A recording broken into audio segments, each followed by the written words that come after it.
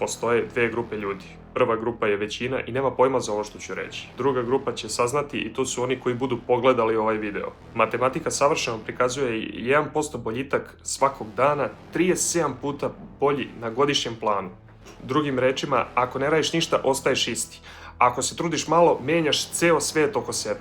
Ali, ako se ode korak dalje, ako si bolji 1,5% ili 2%, to je već viši nivo. Ovdje na grafiku se lepo vidi. Vidimo ovu plavu krivu koja je 1% i koja se samo malo izdiže iznad vodoravne linije i to je 37,8 puta bolje na godišnjem planu.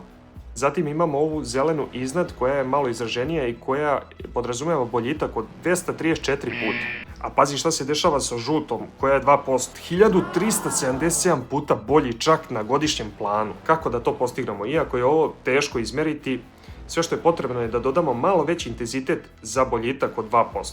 Kako ovo primijeniti praktično u životu? Prvo, izaberi jedno polje. Bilo da je to zdravlje, posao, učenje, financije, odnosi. Fokusiraj se na jedan mali korak koji možeš svakodnevno da uradiš. Drugo, postavi 2% akciju. Ako želiš da pišeš, napiši 5 rečenica dnevno. Ako želiš zdravlje, prošetaj 15 minuta dnevno. Ako želiš da se snimaš, snimaj se 10 minuta dnevno. Ako želiš da štediš, odvoji 100 dinara dnevno. Treće, ne prekidaj lanac, stavi u kalendar ili planer i obeleži svaki dan kad si uradio zadatak.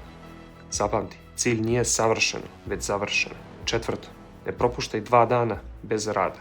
Ako propustiš dan, samo se vrati sutra. I zapamti, 1 propušten dan je pauza, 2 propuštena dana je odluka. Peto, vreme je tvoj saveznik, ne neprijatelj. 365 dana i onako teče, neka vreme bude tvoj saveznik. Pitanje je samo da li ćeš napredovati ili nazadovati. Mali, ali dosledni koraci stvaraju eksponencijalan rast. To je snaga svakodnevnih 2%.